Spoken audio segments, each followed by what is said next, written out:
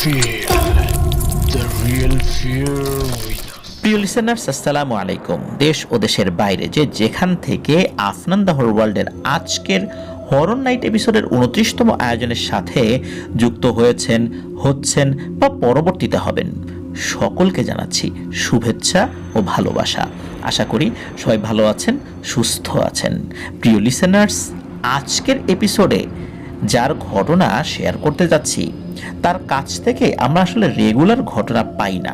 উনি একটি সার্ভে প্রতিষ্ঠান মানে জরিপ প্রতিষ্ঠানে চাকরি করেন, যার কারণে বিভিন্ন জায়গায় ওনাকে ঘুরতে হয় আর এতটাই ব্যস্ত থাকতে হয় ঘটনা লিখে পাঠানো ওনার জন্য অনেক কঠিন ব্যাপার। এই কারণে মূলত অনেকদিন পর পর উনি ঘটনা পাঠান, আর যেই ঘটনাগুলো উনি পাঠান সবগুলো ঘটনাই বেশ রোমহর্ষক হয়ে থাকে। আশা করছি ইনশাল্লাহ আজকের ঘটনাটিও তার ব্যতিক্রম হবে না। ওনার নাম শোভন দাস। ওনার বাড়ি ভারতের পশ্চিমবঙ্গ রাজ্যের কলকাতা শহরে। আর ওনার একটি ঘটনা কিন্তু আমরা পাতালবাসী বইয়ে প্রকাশ করেছিলাম। প্রিয় লিসেনার্স, আজকের মূল ঘটনাতে চলে যাবার আগে কিছু কথা যেগুলো সবসময় বলি সেটা হচ্ছে, যারা আমাদের চ্যানেলে নতুন রয়েছেন এখনও সাবস্ক্রাইব করেননি তারা দ্রুত সাবস্ক্রাইব করে ফেলুন প্লিজ, আর লাইক বাটনটা প্রেস করে দেবেন, আর এই ভিডিওর লিঙ্কটাও শেয়ার করে দেবেন। আমাদের চ্যানেলের লিঙ্কটাও আপনারা আপনাদের পার্সোনাল আইডিতে শেয়ার করতে পারেন, বন্ধুবান্ধবদেরকে মেসেঞ্জার বা হোয়াটসঅ্যাপে পাঠাতে পারেন যারা সত্য ভয়ের ঘটনাগুলো শুনতে চায়। প্রিয় লিসেনার্স, ভয়ের ঘটনা শোনানোর পাশাপাশি বেশ কিছু কথাও বলতে হয়, বা যে কথাগুলো সাধারণত বলে থাকি অনেকের ভালো না লাগলেও বলি, কারণ শুধু ভয়ের ঘটনা শোনানোই আমাদের মূল উদ্দেশ্য নয়। যদি এই ঘটনাগুলোর মধ্যে আমরা আমাদের মূল্যবোধকে জাগ্রত করতে না পারি তাহলে এই হরর বিনোদনটা আসলে নিছক একটা বিনোদন হয়েই রয়ে যাবে, তা থেকে আমরা ভালো কিছু শিখতে পারবো না। এই কারণেই মাঝে মাঝে কিছু কথা বলি, আপনারা অনেকে বিরক্তও হন, তারপরও বলে যাই। যদি একজন লোকের কাছেও মেসেজটা পৌঁছে দিতে পারি তাহলেই আমাদের সার্থকতা। প্রিয় লিসেনার্স, চলে যাব আমাদের আজকের এপিসোডের সেই কাঙ্ক্ষিত ঘটনায়। এই ঘটনাটি অনেক আগের। মূলত এই ঘটনাটি এই শোভন দাস ওনার এক সহকর্মীর কাছ থেকে সংগ্রহ করেছিলেন, তাও সেটা শুনেছিলেন আরও অনেক আগের, মানে অনেক সময় আগে বলতে হবে, প্রায় বলা চলে 250 বছর তো হবেই কমপক্ষে, বা এরকম কাছাকাছি সময় হবে। এই ঘটনাটি আসলে মুখে মুখে চলে আসছে, মানে দেখা যাচ্ছে যে একজন ব্যক্তি তার ছেলের কাছে বলেছে, সেই ছেলে তার ছেলের কাছে বলেছে, এইভাবে আস্তে আস্তে আজকের এই অবস্থানে এসেছে।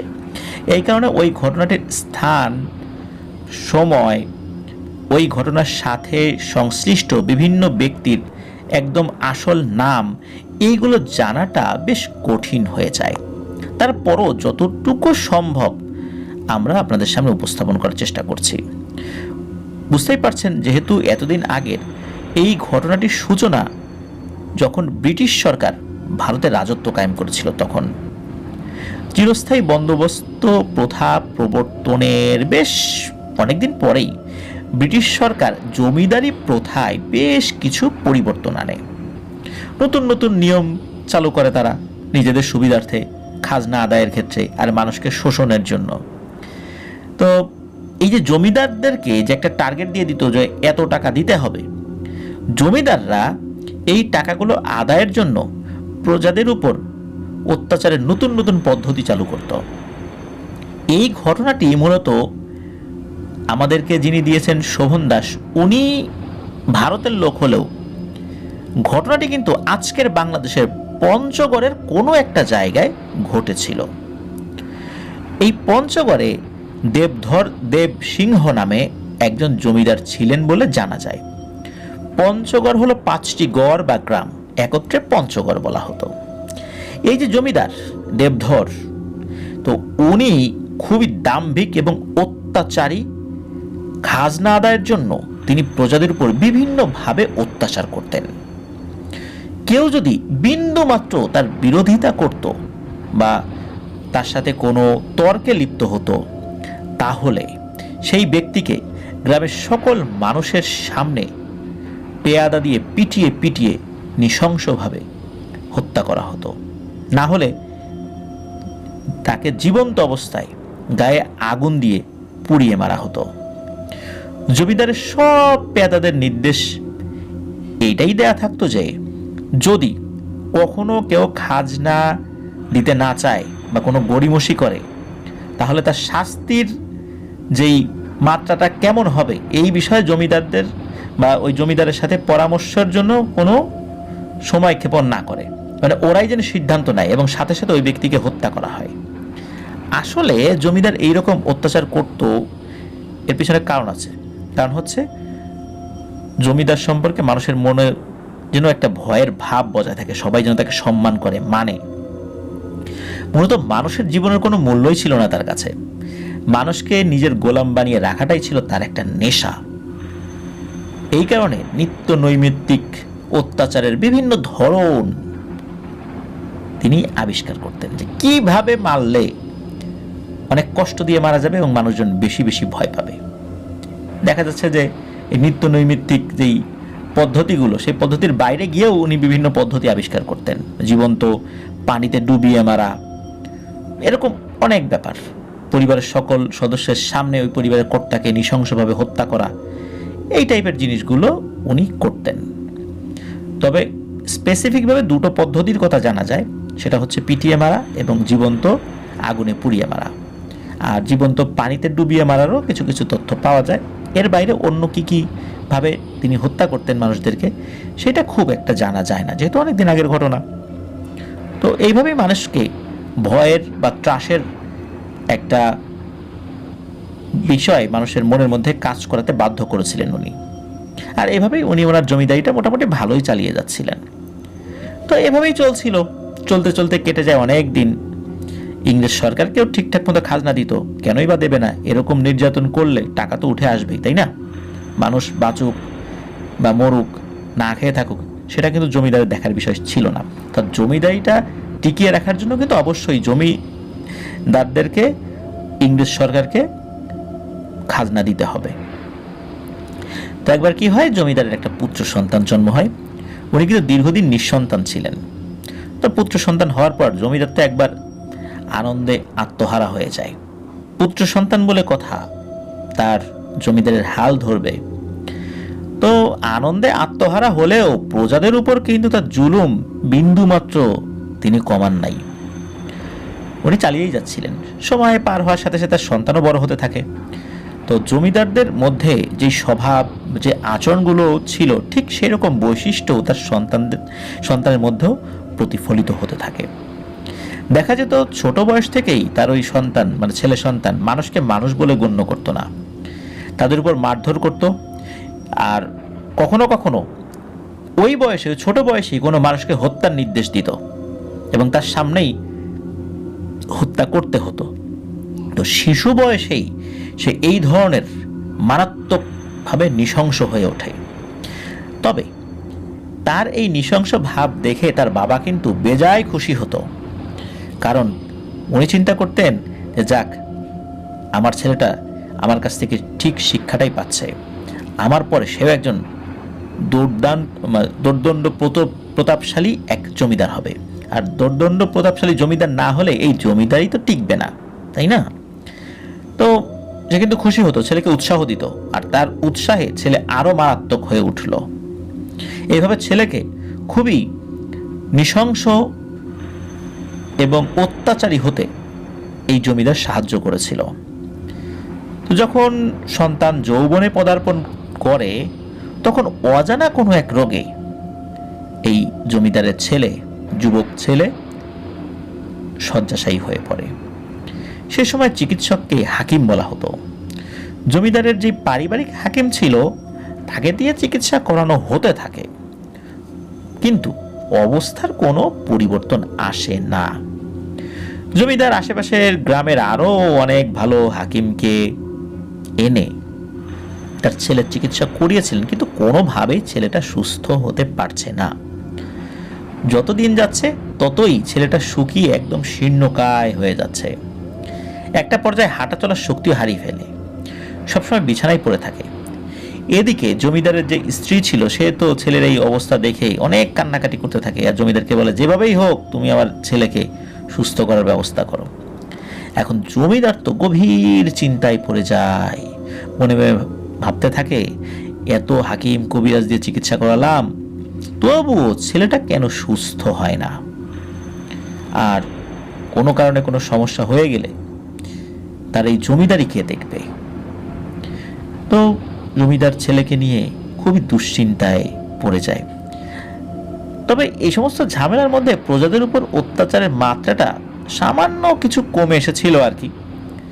তো জমিদার নিজের হাকিমকে একদিন ডেকে পাঠালেন, তার ছেলে সুস্থ না হওয়ার কারণ জানতে চাইলেন তার কাছে।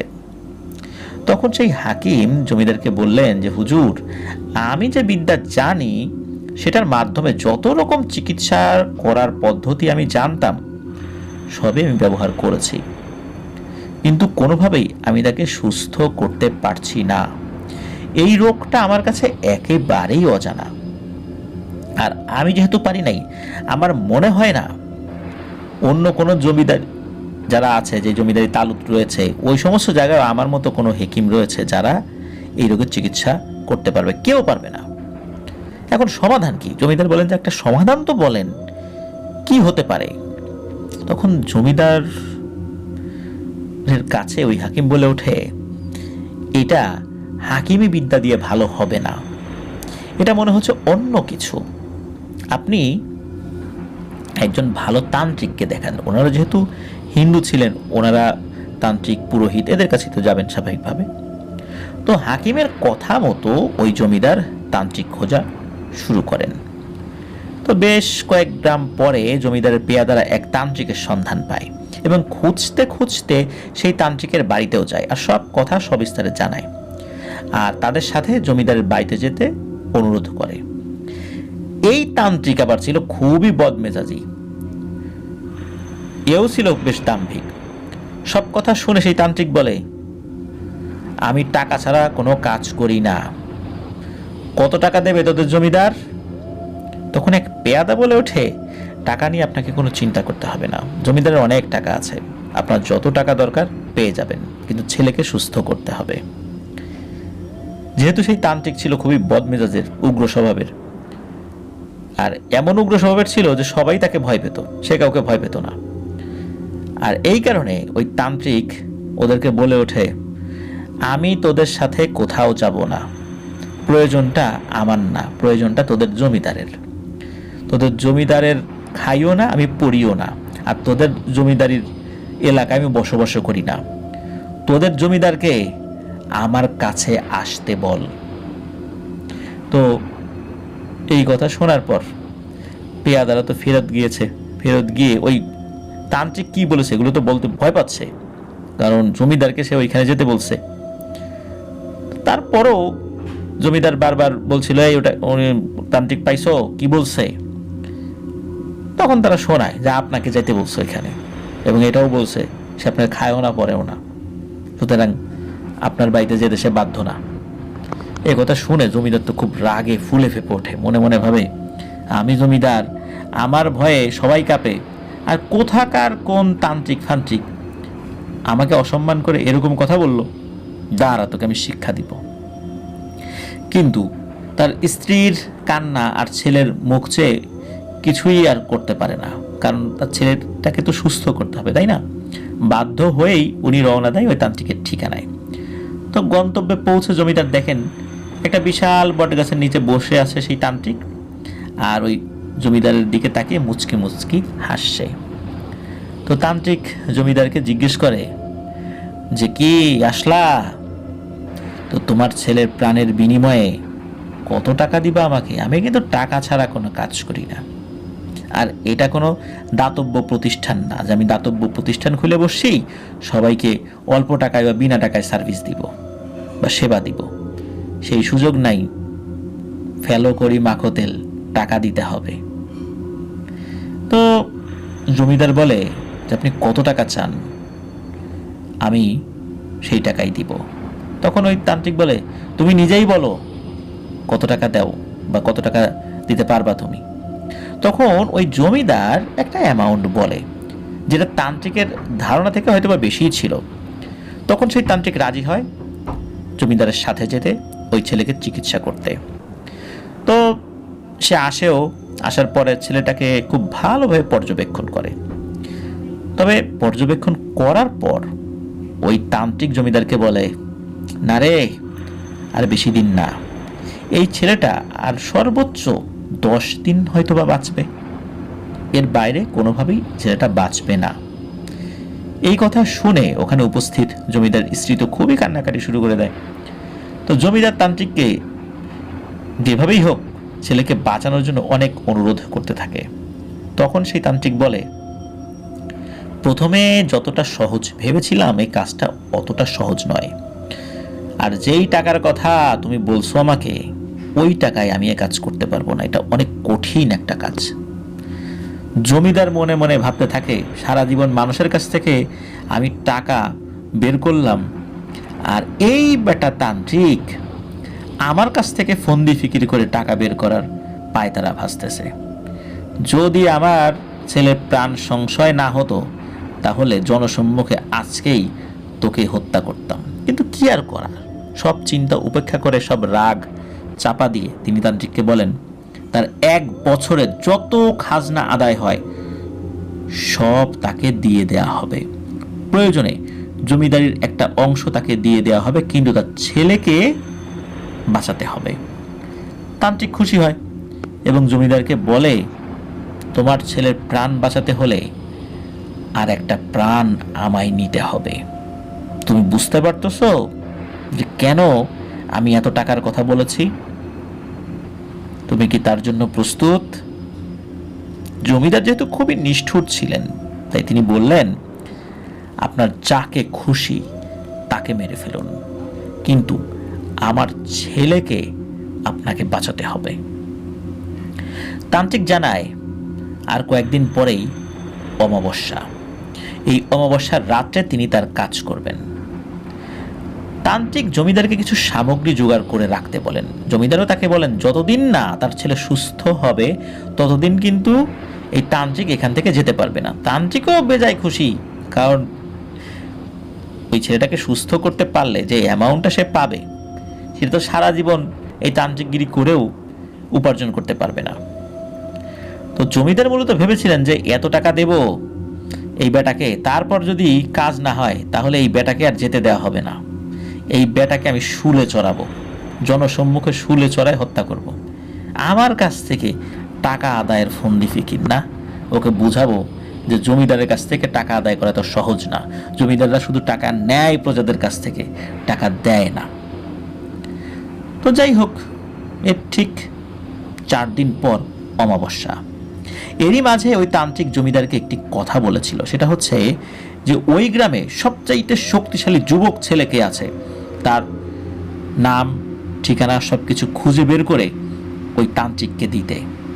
ঠিক কোথায় বাড়ি, কোন ঘরটাতে সে থাকে, এই বিষয়ের পুঙ্খানুপুঙ্খ বিবরণ যেন তাকে লিখে দেওয়া হয় যত দ্রুত সম্ভব। হাতে কিন্তু সময় খুব কম। তো যথারীতি 1-2 দিনের মধ্যে খুঁজতে খুঁজতে একজন যুবককে পেয়েও যায় এবং তার নাম ঠিকানা সব কিছু বিস্তারিত বিবরণ ওই কবিরাজকে বা তান্ত্রিককে দিয়ে দেওয়া হয়। এরপর চলে আসে সেই অমাবস্যার রাত। ওই তান্ত্রিক জমিদারের ছেলের ঘরে এক বিশাল যজ্ঞের আয়োজন করে। তিনি ওই ঘর থেকে সব মানুষকে বেরিয়ে যেতে বলেন, এমনকি জমিদারের স্ত্রীকেও, শুধু জমিদারকে থাকতে বলেন।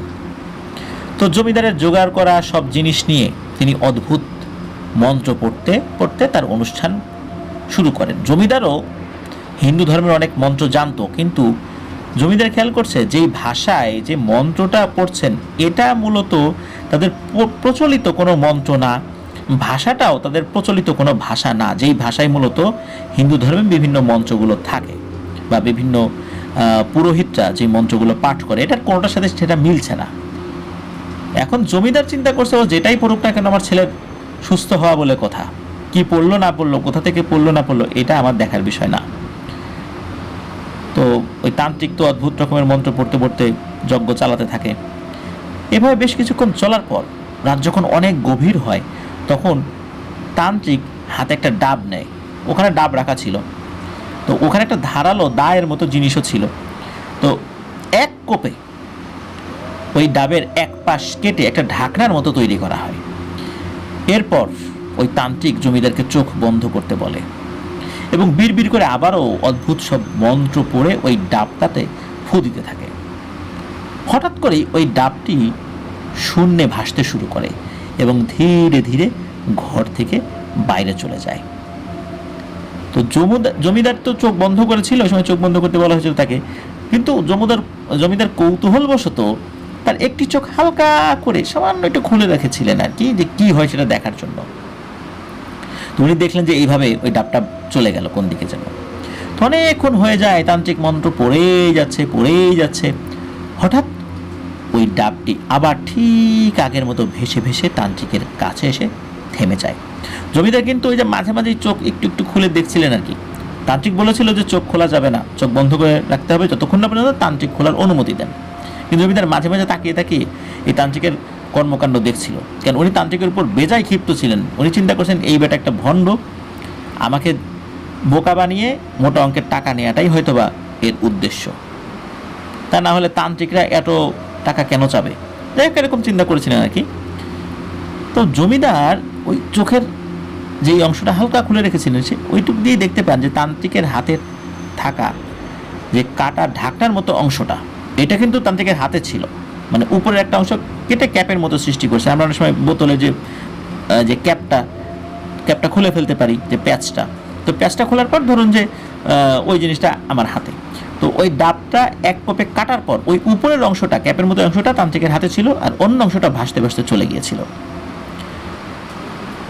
তান্ত্রিকের হাতে যখন ওই ডাবটা ভেসে ভেসে তার হাতে এসে থেমে গেল, তখন ওই কাটা ঢাকনার মতো ওই অংশটা দিয়ে ওই ডাবের মুখটা বন্ধ করে দিল। জমিদার কিন্তু একটা জিনিস খেয়াল করেছিল, যখন ওই ডাবটা ভেসে ভেসে আসলো, ওই ডাবটার মধ্যে থেকে সাদা ধোঁয়ার মতো হালকা করে কিছু একটা বের হচ্ছে।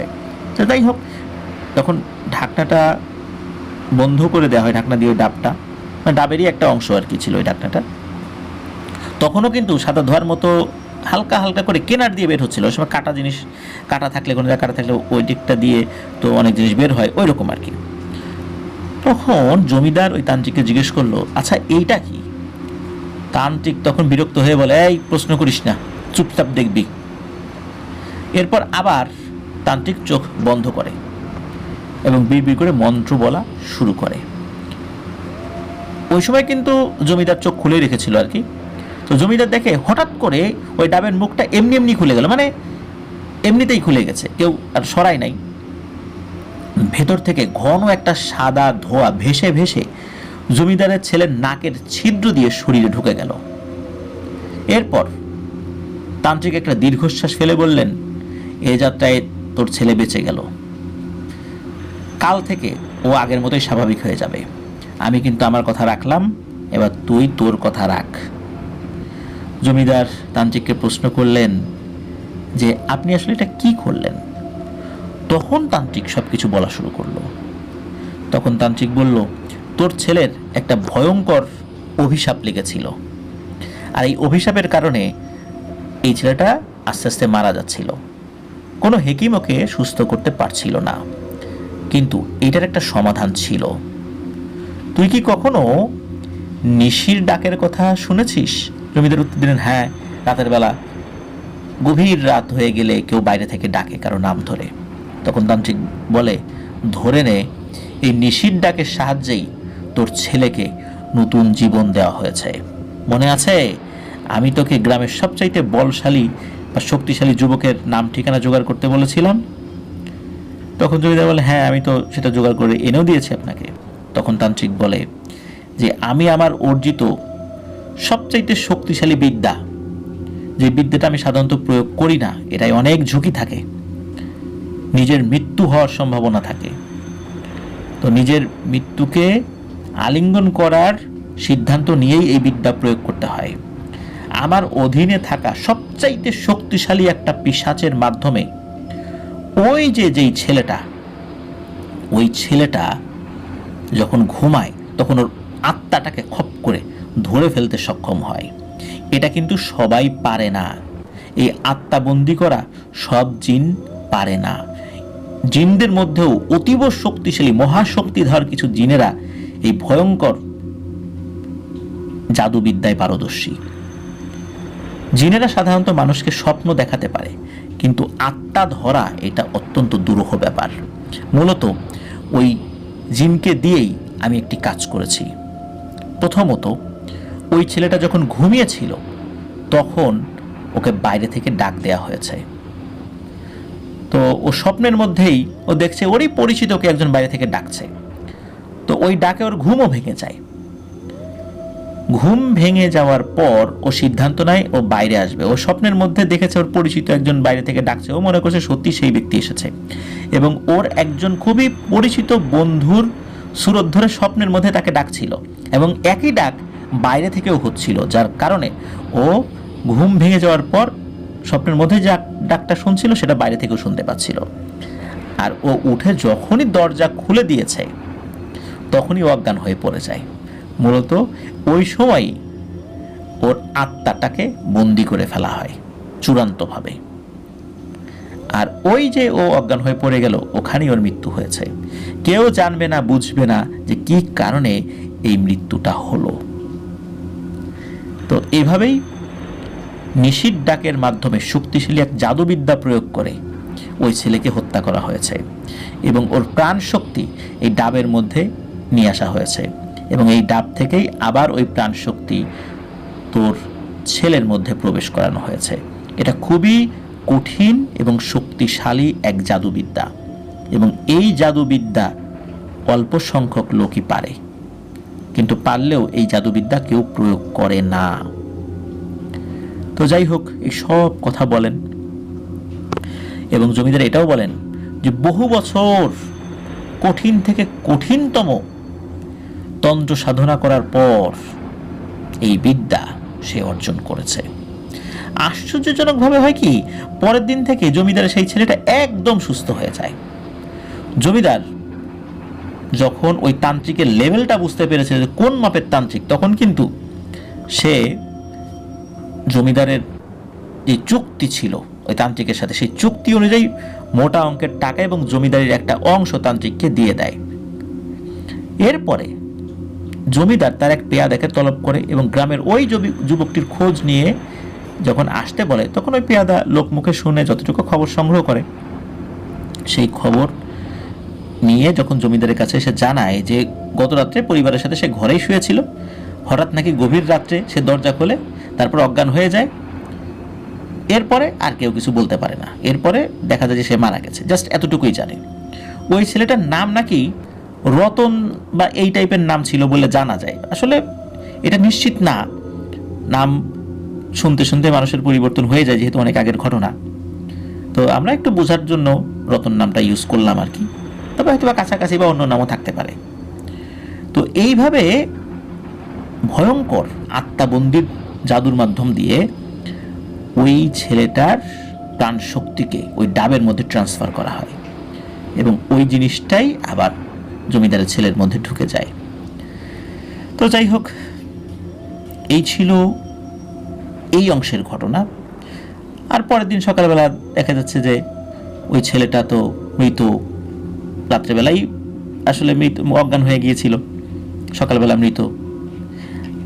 তবে হ্যাঁ, একটা ব্যাপার, সেটা হচ্ছে এইখানে একটা ঝুঁকি ছিল, যেটা তান্ত্রিক জানিয়েছিল, যে ওই ছেলেটাকে যতক্ষণ না পর্যন্ত দাহ না করা হবে, মানে দাহ করা বা তাকে যদি মাটিতে পুঁতে ফেলা হয়, ওই লাশের যেই শরীর বিভিন্ন অংশ পচন না ধরা পর্যন্ত, যে কোনো সময় অন্য কোনো তান্ত্রিক ওই প্রাণ শক্তিকে আগের দেহে ফেরত নিতে সক্ষম হতে পারে। এই জন্য জমিদারকে আরো একটা পরামর্শ দিয়েছিল যে ওই ছেলেটা মারা যাওয়ার পর, ওই যখন বলেছিল যে ওই ছেলেটা মারা গেছে, জমিদারকে ওই তান্ত্রিক বলেই দিয়েছিল, এবং বলেছিল যে দ্রুত যেন তাকে দাহ করে ফেলা হয়, এটা যেন নিশ্চিত করে। কারণ দাহ করে ফেলার পর এই বিষয়টা চূড়ান্তভাবে, মানে প্রাণ শক্তিটা চূড়ান্তভাবে তার ছেলের মধ্যেই থেকে যাবে। তো সেটাই করা হয়েছিল। জমিদার এই কাজটা করতে সক্ষম হয়েছিলেন বিভিন্ন কৌশলে আর কি, যেন দ্রুত এটা দাহ করে ফেলা হয়। তো যাই হোক, জমিদার যখন নিশ্চিত হলেন যে হ্যাঁ সব কিছু ঠিকঠাক মতো হয়েছে, তার ছেলেও সুস্থ হয়ে যাচ্ছে, যেহেতু সুস্থ হয়ে গেছে পরের দিন সকাল থেকেই, আর ওই ছেলেটারও দাহ সম্পন্ন হয়েছে, আবার অন্য পেয়াদার এসে খবর দেয় হ্যাঁ তার দাহ করা শেষ, একদম চিতায় পুরো ছারখার হয়ে গেছে, তখন নিশ্চিত হলেন যাক আমার ছেলে আর কোনো সমস্যা নেই। আর জমিদার সেই তান্ত্রিককেও চুক্তি অনুযায়ী সব কিছু দিয়ে পাঠিয়েছে, এমন না যে তান্ত্রিক খুশি হয় নাই, যার ফলে সে আবার অন্য কিছু করতে পারে, সব কিছু ঠিকঠাক মতো সম্পন্ন হয়। কিন্তু একটা কথা, একটা প্রবাদ আছে না, পাপ ছাড়ে না বাপকে, ঠিক এইরকমই কিছুদিন পরেই ওই ছেলেটা যেটা হয় তার বাবার কাছ থেকে জমিদারি জোর করেই বুঝে নেয়, আর এরপরে ওই জমিদারের শরীর খারাপ হতে থাকে। এমন ভয়ঙ্কর পরিণতি নাকি হয়েছিল যে মৃত্যুটাও তার কাছে আসতে চাইতো না সহজে। আর তার ছেলের জন্য যে অপরাধ উনি করেছিলেন, অন্য আর একটা ছেলেকে হত্যা করার মাধ্যম দিয়ে, সেই ছেলেই মানে তার নিজের ছেলেই শেষ বয়সে তাকে দেখেনি, আবর্জনার মতো ফেলে রেখে দিয়েছিল একটা নোংরা স্যাঁতসেঁতে ঘরের মধ্যে। শোনা যায় বিভিন্ন রোগে আক্রান্ত হয়ে শয্যাশায়ী হয়ে গিয়েছেন তিনি, শরীরে প্রচণ্ড যন্ত্রণা হলেও ওই জমিদার কোনোভাবেই ছটফট করতে পারত না।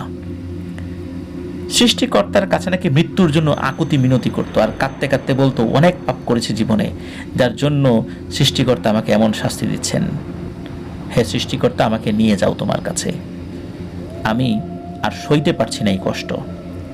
তো শেষ বয়সে যেসব মানুষেরা ওই জমিদারকে দেখভাল করত, তাদেরকেই মূলত এই সমস্ত ঘটনা জমিদার খুলে বলেছিলেন, তার আগে কিন্তু বলেন নাই। এইভাবেই ওই সমস্ত লোকদের কাছ থেকে ধীরে ধীরে লোক মুখে ছড়িয়ে পড়ে। এইভাবে ছড়িয়ে পড়তে পড়তে পড়তে পড়তে বিভিন্নভাবে ঘটনাটি আসলে দীর্ঘ একটা সময় পার করে ফেলেছে, তারপরেই আমাদের কাছে এসেছে। অনেকেই হয়তো বা ঘটনাটি জানেন, যেহেতু ভারতের অনেক বা ওই অঞ্চলের অনেক লোক ঘটনা জানেন, বিভিন্ন প্ল্যাটফর্মে ঘটনাটি শেয়ার হলেও হতে পারে। অনেক লোক জানলে এই ধরনের ঘটনাগুলো বিভিন্ন প্ল্যাটফর্মে শেয়ার হওয়াটাই স্বাভাবিক, যেহেতু ঘটনাগুলো সত্য। এই কারণে সত্য ঘটনা বহু মানুষের মধ্যেই থেকে যায়, আর সেখান থেকেই বহু প্ল্যাটফর্মে প্রচারিত হওয়ার সুযোগও থেকে যায়। অসংখ্য ধন্যবাদ জানাচ্ছি শোভন দাসকে দারুণ শিক্ষণীয় একটি ঘটনা আমাদের সাথে শেয়ার করার জন্য। প্রিয় লিসেনার্স, এই ঘটনা যেমন হৃদয় বিদারক, ভয়ঙ্কর এবং শিক্ষণীয় বটে, কারণ অত্যাচার যদি আমরা কারো উপর করি তাহলে এর পরিণতি আমাদেরকে ভোগ করতেই হবে। তবে এই ঘটনা একটি বিষয়, এটা জানা যায় নাই, যেহেতু অনেকদিন আগের ঘটনা, আসলে ওই ছেলের কি সমস্যা হয়েছিল, শুধু এতটুকু বলা যায় অভিশাপ লেগেছিল, কিন্তু কেউ কি ব্ল্যাক ম্যাজিক করেছিল না কি করেছিল এই বিষয়ে আর কিছু জানা যায় না, যেহেতু অনেক আগের ঘটনা। এটার সত্যতা এখন প্রমাণ করাটাও অসম্ভব একটি ব্যাপার। যাই হোক প্রিয় লিসেনার্স, আশা করছি আমাদের এবারের ঘটনাটি আপনাদের কাছে ভালো লেগেছে। শোভন দাস বলেছেন যে উনি আরও 4টি ঘটনা খুবই অল্প সময়ের মধ্যে পাঠাবেন, অল্প অল্প করে উনি লিখছেন, তবে একসাথে 4টি পাঠাবেন বলে উনি জানিয়েছেন। তবে আমি শোভন দাসকে অনুরোধ করব যে আপনার যেই ঘটনাটি লেখা হয়ে যায় সাথে সাথে সেই ঘটনাটি পাঠিয়ে দেন, পরে আরেকটা পাঠান, তাহলে পর্যায়ক্রমে আমরা সেই ঘটনাগুলো আবার প্রচারও করতে পারি। লিসেনাররাও অধীর অপেক্ষায় থাকবেন আপনার ঘটনা শোনার জন্য। তো আশা করছি লিসেনারদের কথা চিন্তা করে আপনি যেই ঘটনাটি লেখা হয়ে যাবে সাথে সাথে আমাদেরকে পাঠিয়ে দেওয়ার চেষ্টা করবেন ইনশাল্লাহ। প্রিয় লিসেনার্স, আজকের এপিসোড এ পর্যন্তই। আশা করছি আমাদের সাথে আপনাদের এই জার্নিটা ভালো কেটেছে। আমার জন্য দোয়া করবেন, আমার পরিবারের জন্য দোয়া করবেন, আপনাদের জন্য দোয়া রইল, আপনাদের পরিবারের প্রত্যেকের জন্য দোয়া রইল। মহান আল্লাহ সুবহানাহু ওয়া তাআলা আমাদেরকে ভালো রাখুন, সুস্থ রাখুন, নিরাপদে রাখুন। আপনারা যারা ঘটনা পাঠাতে চান তারা লিখে অথবা রেকর্ড করে যে কোনোভাবে ঘটনা পাঠাতে পারবেন afnandahorworld@gmail.com এই ইমেল অ্যাড্রেসে। ইমেল অ্যাড্রেস স্পেলিংটা হচ্ছে AFNANTHEHORWORLD afnandahorworld@gmail.com। স্পেলিংটাও ভিডিও ডিসক্রিপশনেই পাবেন। আমাদের ফেসবুক পেজ এবং গ্রুপ রয়েছে, আফনান দ্য হরওয়ার্ল্ড নামে, এই দুটো লিঙ্কও এই ভিডিও ডিসক্রিপশনেই দেওয়া রয়েছে। এছাড়া আমার আরেকটি ইউটিউব চ্যানেল রয়েছে আফনাস বি নামে, সেটাতেও আপনারা সাবস্ক্রাইব করতে পারেন। প্রিয় লিসেনার্স, বিদায় নিচ্ছি। আসসালামু আলাইকুম। প্রিয় লিসেনার্স, আসসালামু আলাইকুম।